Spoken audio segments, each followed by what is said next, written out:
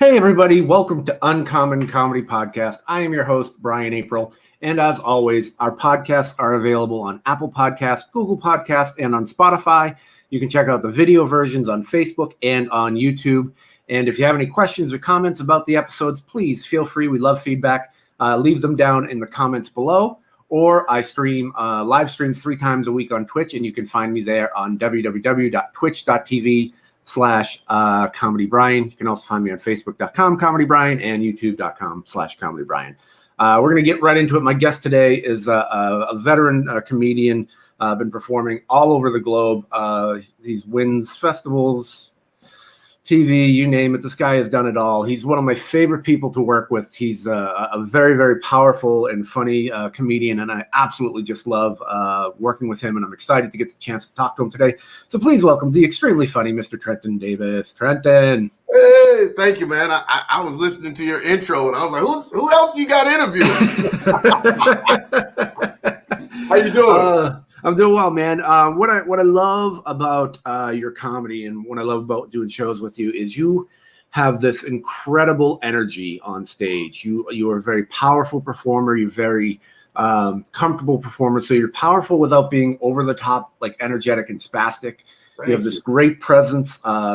Your jokes have this fine line of like going right to the edge of bringing people to uncomfortable, and then you just pop them with a really good punchline, and you get these huge laughs, whether it's in a church setting or whether it's in a club setting. And I just, I always see you just absolutely destroy the rooms, and you always give it your all, and you always are a true professional and a true businessman of comedy. And I love that so much about you, and you're very humble and down to earth as well.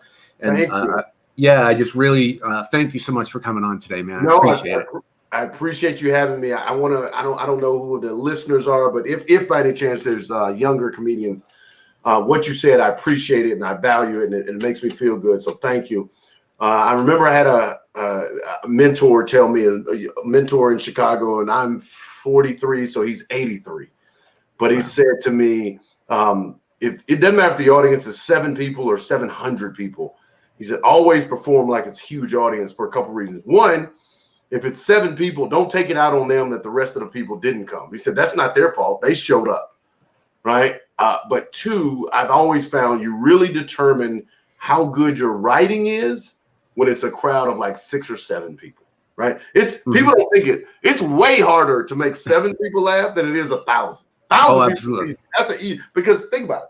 Out of 1,000 people, if you get half of them to laugh, you still got 500 people laughing, right? If you got 7 people and only 2 or 3 are laughing, only 2 or 3 are laughing, right? So, and so those small audiences, I appreciate you saying that, because those small audiences are the way I go in and say, oh, I'm going to work on this joke, I'm going to work on that joke, and see if the writing is good, right? And see if, I think all of us have a way of, we can make the joke good by doing different things and blah, blah, blah.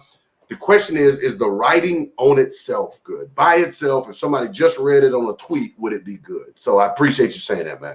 Yeah, my pleasure. And it's funny, I was just talking a couple interviews prior to this. We were talking about this exact same thing, whether it's 7 or 700. They get the same show. You give them, all of that. And just as a heads up, this is for both comedians and it's for people who just love comedy. So it's a little bit of both. We give some insight, we give some background and some behind the scenes stuff. And so let's get into a little bit about your background. How long have you been performing, by the way? Yeah, so that's a great question, and I'm going to answer it because we're on a podcast and we got time. I'm gonna give you the true answer. So my first time ever doing comedy was in 1997. However, I don't claim 2 decades of comedy because, as you know, there's a difference between open micing and just going once a year or twice a year and really chasing it, right? So between 1997 and 2007, between those 2 years, between that decade, I graduated college, got married, got a job, and comedy, to be honest, was not my priority. I did what my parents told me to do: go to college, get a job, get married, and I did those things and realized I was not happy. And so around 05, 06, I said, hey, I'm not happy. I need to figure out what it is I love. And then 06, 07 is when I discovered, I said, okay, I'm going to actually it was Memorial Day of 2007. I know the weekend. It was a Sunday, Memorial Day 2007. That was when I made the switch of doing comedy, like really chasing it. And so for the people that may not understand, what I mean is between 97 and 2007, all total, maybe I did 20 shows. So in a decade, maybe I did 20 shows. And from 2007 until COVID, I averaged 200 shows a year, right? So that's the difference, right? I don't use 1997 as when I started. I use 2007 as my start date. So in that respect, I would say I've been doing it about 13 years. Gotcha. I'm actually right there with you. I have a very similar story. I started in 91 and I did it off and on, and then I kind of faded out. And then in 97, I started the chase. And so I just hit my 23 years last week. So it's pretty funny. Man. Yeah. I mean, I haven't done anything in 6 months, but you started in Boston, right? Yeah. Nice. Yeah, started in Boston. So tell us a little bit about like what inspired you, or who inspired you to start performing? Yeah, and I always give this disclaimer when I'm asked this question, which is, look, none of us could tell the future, but the truth is, the person that inspired me the most was Bill Cosby. Yeah. I can remember young African American, so I'm the youngest of three, so I can remember every single Thursday, my entire family huddled up in the living room, my dad on one couch, my mom on the love seat, and the kids in the floor, watching the Cosby Show. And it was Cosby Show, and then it was Different World, and that was our Thursday. And it would be pizza night, and we would, as a family, laugh until it hurt. And so what I learned subconsciously, I didn't know this, but what I learned is laughter brings people together. And so Bill Cosby was my biggest influence by far. And I'm awesome to say that in 2014, I got a chance to meet him. Yeah. I got a chance to meet him. I was doing, maybe it was even 13, but I was doing Helium, 4th of July weekend. Helium at that time did not have a Sunday show, so I was going home early Sunday morning. When I say early, I was at the airport at like 5 a.m., 6 a.m. I'm walking through the airport 5, 6 a.m., and who do I run into but Bill Cosby? And I realized it was 6 a.m., but I said, you know what, Trenton? You may never get a chance to meet him again. You may. And he had no security or nothing. I walked up to him, Mr. Cosby, I'm a comedian. I just finished performing at Helium. I love the nicest guy in the world. Now, he didn't put anything in my drink, but he was the nicest guy in the world. Took a picture with me. I post that picture once a year. It's not as popular now as it is. Yeah. Maybe 3 years ago. But, that's a whole nother conversation we could have, Brian. But I firmly believe you have to be able to separate the man from the art, because the truth is, none of us, if we really go hard enough, none of us are unscathed. Everybody has some things in the closet that we don't want to be on the front page. So disclaimer: I'm not saying it's okay what he did. Women, I'm not saying it's okay. I am not, but I'm just saying that's how I'm able to rationalize him still being my idol. Yeah, it's funny because we talk about that in a lot of comics. We all kind of feel like, oh man, he was such a huge influence. Now I feel like I can't say it, but it's like none of us knew. Right. No one knew. Right. Yeah. So it's not like you knew and you were like, oh, he's my buddy. It's not that at all. He fooled everybody. So and I'll probably get in trouble for saying this, but whatever. It's not like we know who Trump is and still half the country continues to vote for him. It wasn't like that, right? It wasn't like it was like, we don't know who he is. We find out, if I'm honest, we found out 2 decades later, and then we're supposed to then retroactively unlike everything that we fell in love with, right? But that 2-hour special, Bill Cosby himself, I would argue, and I'm willing to argue, the best special ever. And you can include Richard Pryor, you can include Patrice O'Neal, to do something for 2 hours and have everybody in stitches. I'd go up against Dave Chappelle. Who has 2 hours in that one special that's that good? I don't know. Yeah, it's definitely a top 3 for me. Yes. It's right up there with Delirious by Eddie Murphy. Yep. And I really like Eddie Izzard's Dress to Kill. Okay. If you haven't seen that, that's really good. But and even I would probably say top 5 would be, gosh, what's his name from TV? Goodness, Paul Blart Mall Cop. Why can't I think of his name? Is his special good? Yeah, his Don't Sweat the Small Stuff. I can think of everything but his name right now, which is killing me. It's like, I know what you're talking about. Kevin James. Kevin James. So it was like James. Yeah, Kevin James. Wow, man. But whew, I gotta stop taking this medication. It's killing the show. It's killing my memory. No, I mean, I don't. Oh gosh, I don't know if I've ever sat down and think about my top 5 specials, and I wouldn't put them in any sort of order. Right. What I will say is definitely Bill Cosby. Patrice O'Neal's Elephant in the Room to me is the best one in the last 10 years. I really believe it. 10, 15 years. Well, what I love about Patrice was he, and you kind of have this vibe too. And so it's for me, this is a compliment to give. He would love making people uncomfortable. You go to that line and kind of like dip your toe in, but he would just like, he put his foot in. Yeah. He just knock it down. Yeah. And I mean, I did several shows with him out in Boston because he was So I got to work with him at least like 7-8 weeks before. Yeah. Are you serious? Like when you say 7-8 weeks, you mean like a full weekend? Like you? Or a host? Oh yeah. Yeah, be the opener. Man. Yeah.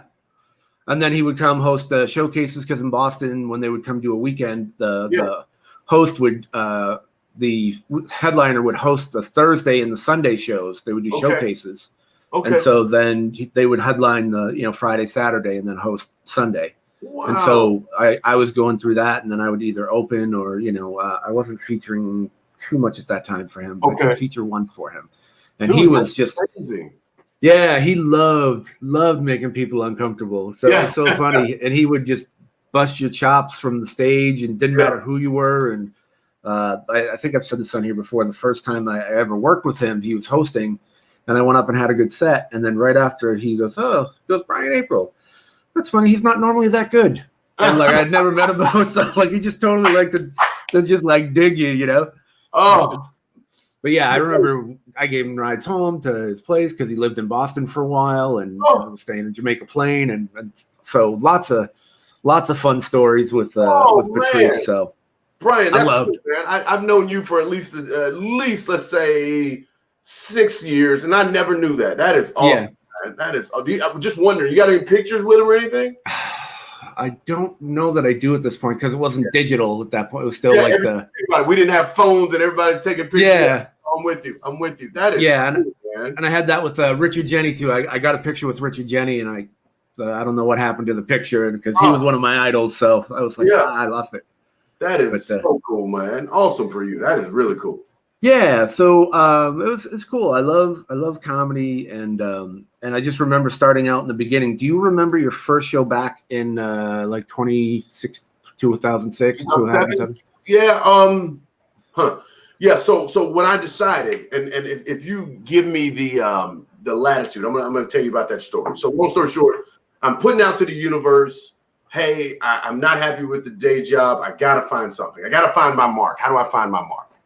And I was taking acting classes, and like I said, I was doing comedy. I was mostly doing comedy in church and for weddings. So I was clean, and long story short, like I said, I was putting it out there. Well, I was dating a young lady, and I was living in Chicago. I was dating a young lady, and she said, "Hey, Trenton, let's go to California. I gotta go do some headshots and talk to some agents. Let's just spend a weekend in California, Memorial Day week." I said, "Yeah, cool, I'll go." I'm not in comedy, so I don't know anything about a comedy club. I'm not in comedy. So it's the Sunday of Memorial Day, and she says, "Hey, why don't we go to a comedy club?" And again, I'm not in comedy, so I'm like, "Yeah, cool." Because now if somebody asks me to go to a comedy club, I'd say, "I'm in a comedy club 200 nights a year. Let's go." Exactly. Right? But then I was in a comedy club maybe 2 nights a year, so yeah, let's go. Fine, it'll be fun to go. And of course we go. Of course we sit right in the front. Of course she's attractive, and I decide to wear a pink shirt. Blah blah blah blah. And I'm just not knowing. Now I know, but not knowing I'm a target waiting to get blasted by the host. And ironically enough, Brian, we go to the Ice House. And I didn't know what the Ice House was. It could have been, it could have been Ray's Chuckle Hut, right? I didn't know it was this popular, historic staple of LA comedy. And so we go where I know now because I've been there 100 times, but at the time I go, I'm in the main room and a comedian comes out. And again, I'm in a pink shirt and I'm with an attractive girl. And we just say, what are you doing with her? And he's clowning me and everybody's laughing. And I took it in good spirits. It never bothered me. But while he's talking, and I'm not making this up, while he's talking, the universe or God or the creator or my subconscious, whatever you want to say, whatever you want to call it, said to me very clearly, why are you not on stage? And it was so clear. I looked around like, did anybody else hear it? It was like a movie. It was like, did anybody? What? It was like Field of Dreams. If you build it here, it was like, why are you not on stage? And from that Sunday, like I said, from that Sunday all the way to COVID, it had not been more than 5 days straight that I was not on some stage somewhere. Wow. So to answer your question, I come home. That's Sunday. We come home on Monday. I enroll in a comedy class. This guy named Dave Odd in Chicago, and he follows me, so it's possible he can see this. He gave a comedy class at the Center for Performing Arts or something in Chicago, and I was like, all right, I didn't know what to do, so I took his class, and you show up for his class every week for 6 weeks, and at the end, like everybody, you have a graduation show. So my first show after that was that graduation show, and the funny thing I'll say, and then I'll quit talking, is I remember having to do 5 minutes. And Brian, you know as well as I do, 5 minutes felt like an eternity. I remember writing it out and I was like, all I got is like 3:43. Right? It just felt like an eternity. And I go and I think I did 5 or 6 minutes and I did, I did as well as a newcomer could be. Let me make sure I say I did not destroy my first time, probably my first 2 or 5 years, to be honest. But I did well as a newcomer, and that gave me the bug. And ever since then, man, I've been chasing that illustrious first laugh. That's funny. Do you were you at that time going, well, let's see, it's 3:43, but with laughter, that should get me to 5? I wasn't there yet because I didn't even know about laughter. That's how new I was. I didn't know. Oh God, I was bad. Just to give an understanding of how bad I was, I had a colostomy bag joke in which I taped a Ziploc bag to my stomach, and I put in the Ziploc bag 7-Up and 7-Up and a Snickers bar. It was bad, Brian.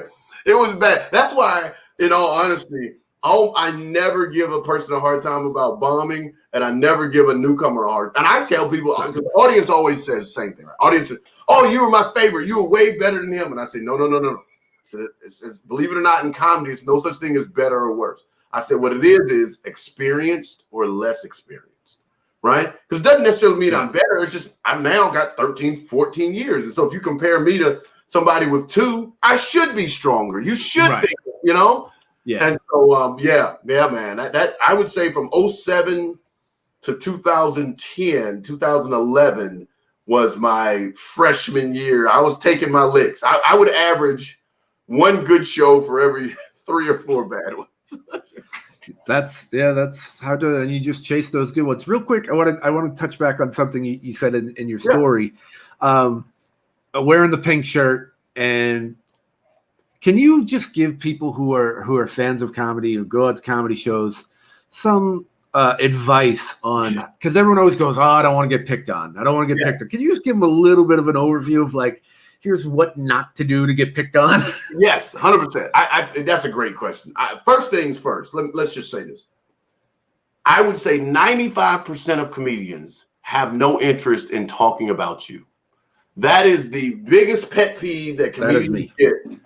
Day in, day. Oh, this is gonna be in your next set. This is gonna be your bit. And it's like, no, and this is the truth, and I don't mean this bad.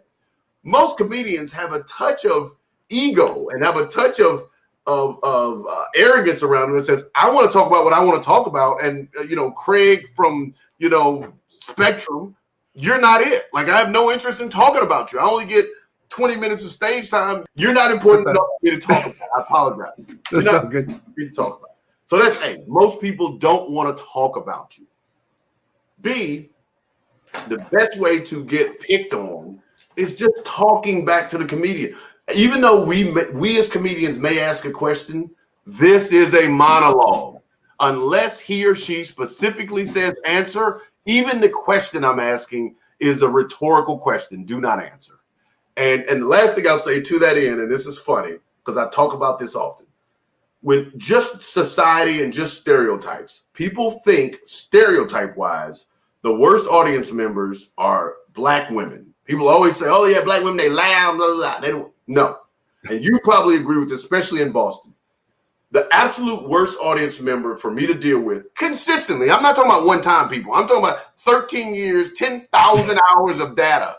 The absolute worst audience member is an attractive, middle-aged soccer mom that's had 2 glasses of wine or more. Mm-hmm. She is the worst because, and I'm not going to curse on this one, nobody has ever told an attractive white woman to shut the bleep up. Nobody's ever told her that. Everybody's always wanted to make love to her and sleep with her, so she's not used to someone telling her to shut up. And so when we do, she's offended. Then she expects everybody in her party to be offended right with her. So now she's sitting up in the front and she's mad. She's not going to laugh at anything. You could go down and tickle her yourself and she wouldn't laugh. And not only that, she doesn't want anybody at her table to laugh. You better not laugh, Karen. Karen, you better not laugh. And so they are the absolute worst. So that's a long answer to a short question. Yeah. And I think, and if I could throw one more group in there, the bachelorette party. Oh, the worst. Yes, the worst. The worst. Yes. It's all about me, my special day. Oh, it is. Exactly. When I see a bachelorette party, I try my best to not make eye contact. I don't look at them. If they're in the middle, I talk to this side of the stage. I don't even want to deal with them. I don't even want to deal with them. Yeah. I'll tell the host, I'm like, look, can you just please just acknowledge them, get it out of the way, just take the bullet, and so the rest of us can move on. We can move on. I agree. And you know what's always sad? I'm not necessarily the bachelorette party, but just the middle-aged, attractive white woman who's had 2 glasses of wine. You know what's the saddest? Is the guy, more than likely the husband that she's with, is so embarrassed. He's like, oh. And he's like, please shut up. And she just, I've seen a woman get on stage and try to fight a comedian. She was drunk at the Ha-Ha in North Hollywood. Okay. Tried to get on stage and fight the comedian. They are by far the worst. Not even close. By far the worst. It's and when fights do break out, it's generally because, I don't want to stereotype or generalize, but it's generally because of women. Yes. You know. Yes. You're gonna let him talk to me like that? You're gonna let him talk to me like that? Yes. I was at I don't know where I was. I was at different places, but I remember I saw a woman throw a glass at a comic on stage. I mean, again, I'm not to your point. I hate the stereotype, but this is my truth. I've seen this happen. Like I've never seen an African American woman get mad, start talking back, and go get on stage or throw a drink. I've seen them get mad, blah blah blah, but not to that level. Because part of it is privilege of America, right? And the privilege of America is at the top of the pecking order is white women. Let's just call it what it is, you know. Yeah. So, that's a thing. It's crazy. Yeah. So how long did it take? You said from probably 2007, 2010, you took your lumps. Yeah. Was that about when things started to click for you? About 2010, we start to even out and a little more consistent? Yeah, I'd say 2007 to 2010, 2011 was that was the biggest. That was the go from not even host to go from open mic to host to feature. So 2010, I moved to San Francisco. One of the best things that could happen in my comedy career, because in Chicago, I learned how to be a performer. San Francisco, I learned how to be a writer. San Francisco, I would argue, is some of the smartest population in the country. I'd say San Francisco, Seattle, and then probably upper Northeast, right? So Boston, Connecticut, Rhode Island, like anywhere where you got a lot of educated people. Also, not to stereotype, anywhere where you have a high homosexual population, what you have is people that are dual income, no kids, and multi-level of education. So not just a bachelor's degree, but probably a master's, maybe even a PhD. And so you could not, in Chicago, I could lean on perhaps racial humor. I could lean on perhaps crude humor, a fart joke or a poop joke. But trying to do that in San Francisco didn't float, Brian. Didn't float. And just I'm gonna segue to a different story. I opened for, and I hope I don't get in trouble for saying this. I opened for Pablo Francisco, and I had 2 weekends straight. So we had 1 weekend in San Francisco. Very next weekend was in Sacramento. If anybody knows the Bay Area, San Francisco and Sacramento are an hour and a half away. They may as well be world apart. It may as well be Venus and Mars. It's that different, even though it's only 90 miles away. We do San Francisco, again, very smart population. If anybody has seen Pablo's material, Pablo's very funny. One of the nicest guys in comedy, brought me along, so I have nothing bad to say about him. A lot of his material is mad TV, right? So it's poop jokes and he's making noises and it's great if that's what you want. San Francisco, every night he walked half the audience. Every night he walked half the audience. Now, here we go. So that goes Thursday through Sunday, Monday, Tuesday, Wednesday off. Thursday through Sunday, the next weekend, he's in Sacramento. When I say he destroyed, sold out every night, people were standing ovation every night. People had signs up, girls, signs. You would have thought it was a rock band. You would have thought it was Aerosmith, right? They had, "We love you, Pablo!" Wow. And Brian, exact same material. Yep. Exact same material. So San Francisco taught me how to write. And I got to San Francisco and learned how to really craft a joke, premise, setup, punch, really write smart, not write about race, write about what the people don't see. So in other words, everybody can see I'm black, write about what they don't see, right? Write about my insecurities and blah, blah, blah. And so that's what that did. And so about 2011, I began featuring. And then I'd say about 2015 or 16, I became headlining on a regular basis. Yeah, that's, and you, again, were putting in 200 shows for sure, or more. Yeah, and I think that's what a lot of comics really have to understand is you got to get those reps in. You have to get them. You and I have talked about it behind the stage or backstage or whatever. But is it Eckhart Tolle? I think it's Eckhart Tolle. But no, I'm sorry. Malcolm Gladwell talked about 10,000 hours. Yes, and I believe it all day long. And it used to be one of my hashtags on every post was 10,000 hours, 10,000 hours. And so to put it in perspective, right now I got a Jeep Wrangler that is 2 years old and I have over 60,000 miles, right? It's not uncommon, Brian, for me to drive an hour and a half to LA, do a 15-minute set at the Laugh Factory, get right back in the car and do an hour and a half home. Right? Yep. That's just, and people ask me all the time, Brian, they say, how can you go an hour and a half to do 15 minutes? And I said, you're right. I said, I'm driving an hour and a half to do what I love. I said, you know what's scarier than that? Some people have gotten a house right by their job. So they drive 5 minutes to do something they hate. Right? I'll drive an hour and a half to do something I love all day long. I'd rather that than walk 2 minutes to do something I hate for 8 hours a day. That's absolutely. Yeah. I mean, I've driven up to Ventura, which from San Diego is 3.5 to 4 hours, depending on traffic. Traffic, right? Yeah, and then I did a 5-minute audition set, and then turned around and drove home. So like that's what you do. That's what you do. And let me again for any younger comics that may be watching, same thing that you just said. I did an hour and a half drive to Hermosa Beach. Did a 5-minute audition set, drive an hour and a half home. Never heard anything back, didn't even know who was in the audience. 2 months later, I get an email out the blue from the booker at the Comedy Cellar. She says, Trent, I want to book you for a week in Vegas.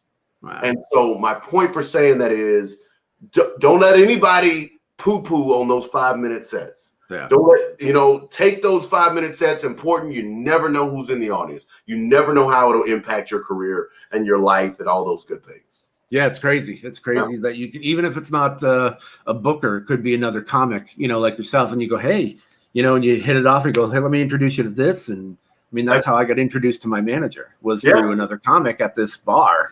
Yeah. And, they weren't there that night, but I met the comic and they were like, hey, and let me introduce you to this person. They introduced me to, ended up being my agent. And then I ended up getting all this, part of this giant part of my career that had I turned that gig down, it's just a bar gig or whatever. Right. you wouldn't have gotten it. You wouldn't have gotten it. So let me ask you this: what is the best piece of advice you've received about stand-up? Oh, that's a great question. Probably a little bit what I kind of just alluded to. That same mentor again. He wasn't 83 at the time. He's 83 now. But at the time, he said to me, "Trenton, don't write about what they see. Write about what they don't see."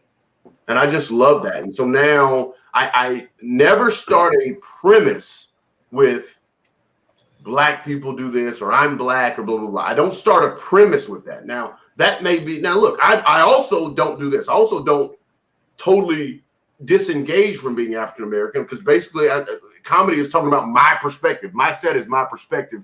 And to not be Black in America and to pretend like that doesn't exist would not be authentic to the audience. Mm-hmm. So I don't disengage from being Black, but I don't allow that to be the premise itself. Right. One of my best jokes that people are most know me for is my Black Band-Aids joke. I was just going to bring that up. Yeah. Right. And so that joke didn't start about, hey, I'm Black. The joke was a very honest truth. I have a Black daughter and I could not find Black Band-Aids. So obviously race permeates all the way through the joke. But It's not a joke about Black people do it. It's a joke that tells a really good story. And so Fun fact, right? Here we go. 4 years later, I've written the joke. 5 years, 6 years later, I've written the joke. People know me for the joke. Blah blah blah. This past year, Johnson & Johnson releases Black Band-Aids. Do you know how many DMs I got that said your joke changed the world? You did it, Trent. You found at least Brian 20 emails from different people or DMs. Your joke did it, Trent. Blah blah blah. And so that's my point, right? I try that piece of advice really spoke to me, right? I try to talk about my insecurities and the things that they don't. So people see an African-American male. Normally I'm in a suit. So they think suave, cool, ladies man. What they don't think is insecure, dad, not great at relationships, blah, blah, blah. And so I try to talk about the things that they don't see. So, yeah. Well, and I think what I like about that too is that's one thing I've always, I leave the room when I start hearing Black people do this, white people do this, Latino people. I just immediately shut right off because to me it's divisive. And yes, there are things culturally and racially and within our worlds that we all do. But again, if you can touch on those emotions and those underlying feelings, the insecurity or the being a dad. How many people know about being a dad? Doesn't matter if you're Black or white or Asian or, Latino. It doesn't matter, for me that some people don't have facial paralysis. It's they have that self-image issues. Yeah. So it's like those underlying things, that's what really connects. And that's what makes you stand out as opposed to, well, Black people, we eat chicken and Italians, we eat pizza and, I've never been a big fan of that. Now, some people love that and that's great. And there's an audience for everybody in every style. Yeah. So I'm not saying, you shouldn't do it. It's just a personal preference. And to me, that's what makes it more original is it's like, okay, getting to know Trenton as a person. Yes. Or what you allow on stage or you portray as yourself as a person on stage. Yes. That to me speaks much more and connects much more than like, here's this, I don't want to call it superficial. Yeah. Low-hanging fruit. Yeah, the low-hanging fruit. Like let's connect. And so I can go, man, I totally relate to you, even though we have completely different backgrounds and completely different lives. And that's what I love about comedy too, is we connect with all these people that we would never be friends with normally if it weren't through that love of comedy. Yep. And then you learn and you go, oh wait, you had this go on in your life, and you connect, and it's so cool that way. I agree. I want to bring up two things based on what you said because I could not agree more. So we were talking about specials earlier on. We talked about the top 5 specials, and definitely one of mine. And yes, I'm saying this because of funny, but I'm also saying this because of artistic brilliance. Would be the Chris Rock special. I can't remember the name. The one he did in Harlem, London, and South Africa. Mm. And so you have to think about everything you just said, Brian, the level of digging he's doing to get to a human commonalities where you can do the exact same set in London that you do in Harlem that you do in South Africa, and everybody get it, right? Right. I mean, I don't know if I'm sure you have. I don't know if you've had an opportunity to perform like over in Canada or Mexico, but I mean, it's a different culture, and so certain things they don't get, right? And so to be able to do the exact same hour, I mean, if you remember the set, they would cut it in mid joke, and he'd be doing the joke in South Africa, then be doing the joke in London. It was artistic brilliance to me.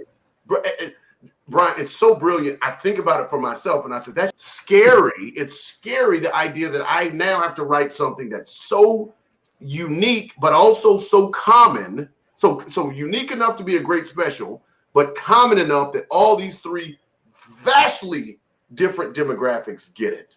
Right? I think that, I'm telling you, as far as brilliance, again, I'm not saying necessarily the level of funny, because I thought it was funny, but whatever.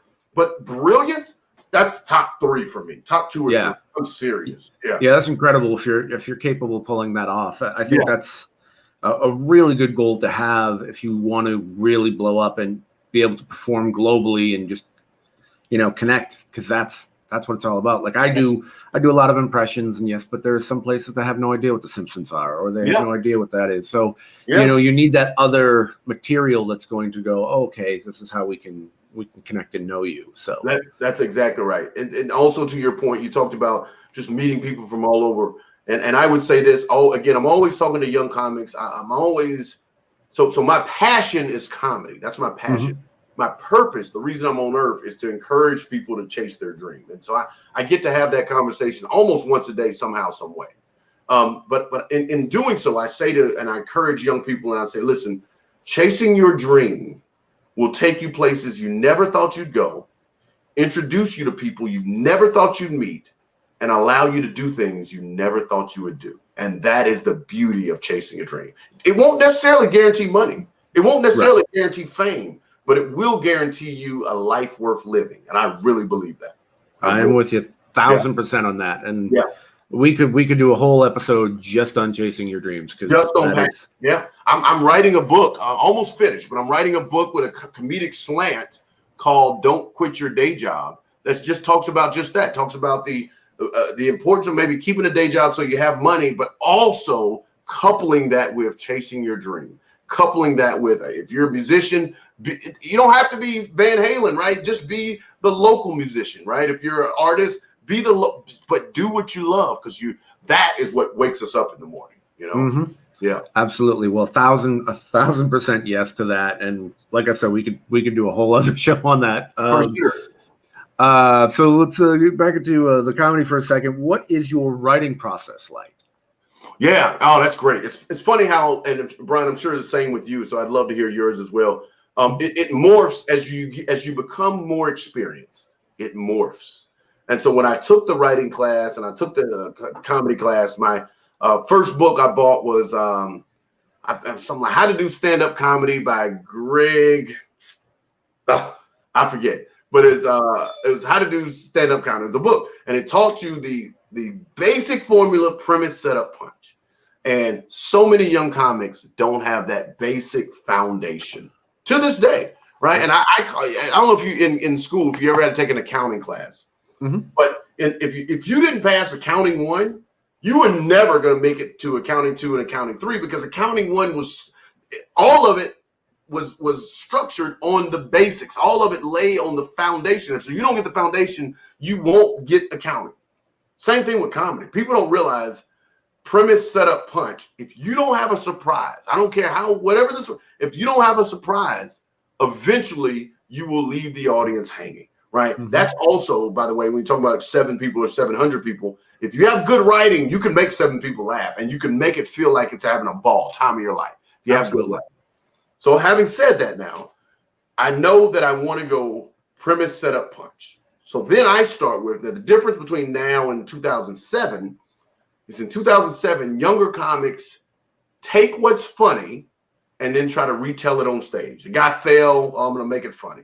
A male has an orgasm, oh, I'm going to make it funny. A person farts, I'm going to make it. You're just retelling something that's inherently funny. A more experienced comic, and goes back to what we talked about saying, hey, I don't want to talk about the person in the front row because I have something to say. A more experienced comic takes what he or she wants to talk about and then makes it funny, right? And so you can take something that's not inherently funny. It's not inherently funny that I can't find black Band-Aids for my daughter. It's not inherently funny that me and my ex went through a nasty breakup. It's not inherently funny. But I'm now taking that, saying, okay, I'm putting it in this formula, this joke formula, premise, setup, punch, and making it funny.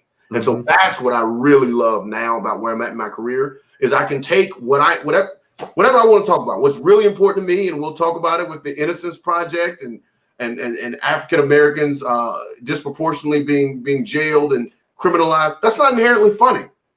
How do I bring that to the public eye without preaching? Is I talk about it and then I make it inherently funny, or I make it funny, and that's the art of comedy. Yeah, and it's I agree with you. Like, how do you make facial paralysis funny? That's it. Like that is not a funny topic. However, that's it. And that's so you're bringing awareness. You're bringing that sort of thing, that social awareness. You're bringing some open dialogue. You're opening dialogue, and you're also saying that, like, hey, this can still be funny. We can still laugh about things. And that's those sort of things. So, do you tend to feel like you have to acknowledge it early on in your set? Like, I got to acknowledge this because people are going to wonder anyway. So I'm going to go it head on.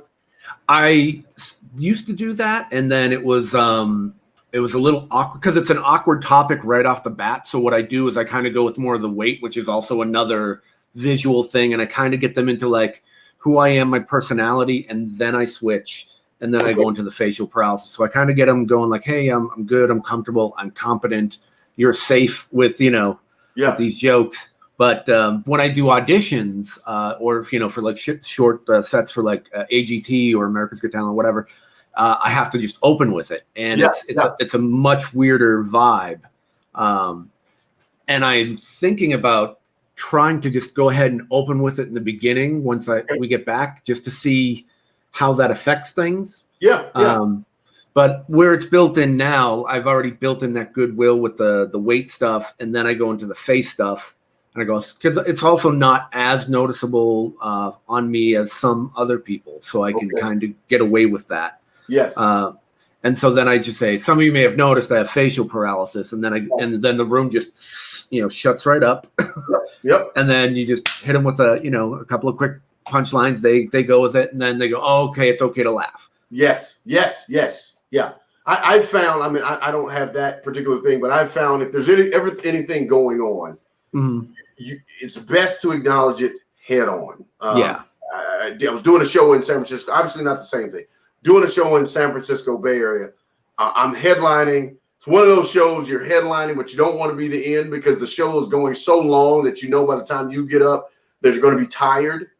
And this particular one, Brian, we got horror stories we could tell each other. This particular one, right as the host is getting ready to bring me up, a girl in the front row throws up because of alcohol. Throw up. It's right. Coming to the stage. And not only do you have this girl in the front throwing up, everybody knows the smell of throw up makes everybody else want to throw up. And he brings me on rather than being a host and saying, okay, let me keep the mic for another 10 minutes while they do this. He's like, all right, Trenton, good luck. And so I get the mic and I how I start. And I was like, I'm not even going to do this. And I said, I'm just going to acknowledge this, spend time on this. And so I just spent the first 10, 15 minutes riffing while the people come in, get her out, clean it up, try to, blah, blah, blah. Right. Then 15 minutes later, I say, okay, guys, now, but you got to acknowledge it. You got to come in. Yeah, you can't be a robot. If something like that is happening, you have to acknowledge that it's something's going on in the room. Otherwise, you completely disconnect with the audience. So if something like that does happen, then or sometimes when I go up, I'll maybe reference something that the comic before me or a couple comics before me said, just to kind of show them that, like, hey, I'm here. I'm watching the show too. Instead of just going in and going right to the jokes or whatever. So I'm with you. Yeah, because I generally don't like doing crowd work. I don't like anything like that. I like interacting with the crowd at all. So I really don't. Well, because in Boston, we weren't allowed to. Okay. Oh, I didn't know that. Yeah, they were like, no crowd work. Like if something happened like that, someone throws up or a glass breaks or something, you can do that. But that whole thing of like, so where are you from and what do you do and what's like, no, they're like, we want jokes, we want jokes, we want jokes, we want. How did Patrice get away with it for so long? Well, Patrice stepped on a lot of toes because he would. That was and then, wasn't it? Yeah, and then once you get to headliner, they were a little more lenient, and it was certain clubs. Certain clubs were okay with it, and then Patrice would he'd go up and do 2 hours, and they'd be like, "Get off stage," and he's like, "Nah, I'm not. I'm just gonna do this." And so he would get yelled at all the time, but he didn't care. But when he started, he was clean. He was a clean comic when he started. Really? Yeah, he was a clean comic, and then I saw him when he wasn't. But people who know him really well said he was very clean when he started, and then he just went, "No, I'm not gonna do that. I'm just gonna go do what I do." I love how, and I'm not saying clean or dirty, but I just love how as we grow as humans, we grow as comedians, and it changes our style, and because Patrice really got to a point where he ended up just being a what I would call a humanologist. He would just talk about different human realities and different human things that we do on a regular basis, especially inside relationship. He would say all the time. I just remember him saying all the time, "I got a PhD in women. I know what women do. I know, in relationship. I know how they, and I just loved it, man. I loved it." So let me ask you about this. This is kind of a go off topic here. Yeah. As you see comedians build up, so people like Patrice and Bill Burr and those sort of things, in the beginning, we're all very set up, punch, set up, punch, set up, punch, set up, punch. And then as they expand, whether that's because of having written 8 hours of material and running out of topics or whatever, they get a little bit more, like you said, humanologist. Yes. A little bit more that their setups become a lot longer. The frequency of the punchlines aren't quite as there unless you're doing like a short set, but you get them, see them up there, and they'll talk for a couple minutes and have punchlines here and there, but it's not that same rapid fire. Do you see that as just part of the evolution of as you get there, or because to me I always debate that, because I think when you want to talk about like serious issues or bigger issues, it seems a lot harder to just go, set up, punch, set up, punch, set up, punch. There needs to be a little bit of massaging and nuance. Yeah. So that's a great question. This is my thought, and I'm not famous, so I'm not there yet, but this is my belief on it. Is when you're not famous, you're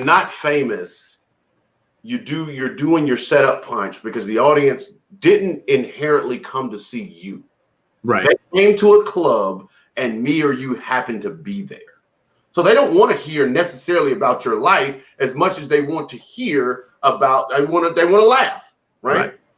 Once you get a level of fame, Bill Burr, Louis C.K., Kevin Hart, Dave Chappelle, because America is nothing but one great big high school and it's either the cool kids or not, they want to really get to know their celebrity. That's why we have reality shows. They want to get to, that's why Twitter and Instagram is so big, because they are now, everybody now is 1 degree of separation from their celebrity. Now, it doesn't mean they'll respond, but I can tweet to Bill Cosby. I can tweet to Deion Cole. I can tweet to Dave Chappelle.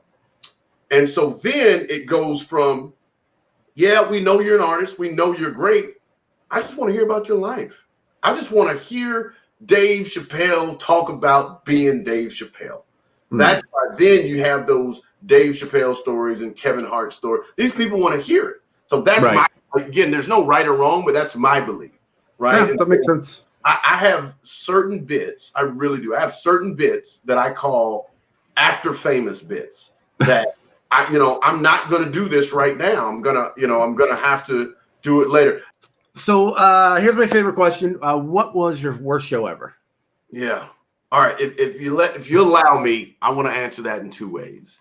If you will allow me, I'm going to say first way was, and this is very early on. This is probably 2008, maybe 2009. I know I was still in Chicago, so it had to be before 2010. And I got booked to, I don't know who the heck was thinking this. I got booked to perform at the Country Music Festival in in Rockford, Illinois. If anybody knows Chicago, Rockford is about an hour and a half northwest of Chicago. It's not in Chicago. It's not. It's the Country Music Festival. So, I mean, it's people on horses. It's people in motorcycles. It's long. It looks like the Republican National Convention. That's what it looks like. All right. It looks like a QAnon convention. And I go up, and it was like the scene in 48 Hours where the record's right. There's a new sheriff in town. He goes by the name of Reggie Hammond. And I remember just like, what am I going to do? And I go up and I tell my first joke. And at the time, it was a joke about Obama. And they bust out laughing. And actually, it was a good show. So it wasn't the worst show, but it was the scariest for sure at the time. Absolute worst show. Worst show was in the same time period in my career. I got asked to host on every Friday and Saturday. I got asked to host this place called Outriggers, which was a fish restaurant in the south side of Chicago, which would be the exact opposite of the Country Music Festival. It was let's just call it what it is. It was a very black part of town, very ethnic, urban, as we say, urban show. And it's an urban show. And so I'm doing this show. So let me back up. Because I started in the northwest suburbs, I started around mostly white people. I started in what we would call mainstream rooms. I didn't do black rooms. And I went to high school. My high school was 96% white. So I've been around mostly white people the majority of my life. And so I was uncomfortable in the beginning doing comedy around all black rooms. I was uncomfortable. And so when I got the offer to do this hosting there, the truth is I was frightened out of my mind, but I said, Trenton, if you do this in a year, you'll be able to overcome black rooms. In a year, you'll be able to overcome that fear. And so, Brian, when I tell you I had bad shows every weekend, I had bad shows every weekend. Bad shows every weekend. I was not good. They saw I was uncomfortable, so they didn't see me as one of them. I was uncomfortable. I didn't feel like I was one of them, and it just was bad. Over and over, every Friday and every Saturday was bad. This one particular night, it was really bad. And the guy got so mad that I wasn't good. He came on stage and tried to fight me. And I was like, I got to get out of here. But now, having said that, what I do want to say is this. Fast forward, that was like, let's say 2008. Fast forward, January 2020, before the COVID hit, I performed all week at the Soul Train cruise. So I was the featured comedian on the Soul Train cruise. So it's people like the Jacksons without Michael, Johnny Gill, Peebo Bryson, nothing but African-American, 95% African-American themed ship. And I'm the featured comedian, and I killed it. And so I think about that and I say, if there was no Outriggers, there could have been no Soul Train, right? And that's not true. Absolutely. Yeah. Absolutely. We're talking with Trenton Davis, extremely funny comedian, and I know you're going to go in a few minutes, so we're going to hit up your thing, but we'll definitely want to have you back so we can talk more about some of the stuff. Yeah, man. So you can follow Trenton on all social media at Trenton Comedy. Check him out at Trenton, Trenton Comedy. Trenton Davis is our guest, and we want to talk real quickly on the organization that you wanted to spotlight. If you can tell us a little bit about the Innocence Project. Yeah, thank you, Brian, for having me so much. People, if you don't know, watch a movie called Brian Banks. It's a really good movie about a young African-American who was wrongly convicted of rape and he ended up going to prison and blah, blah, blah.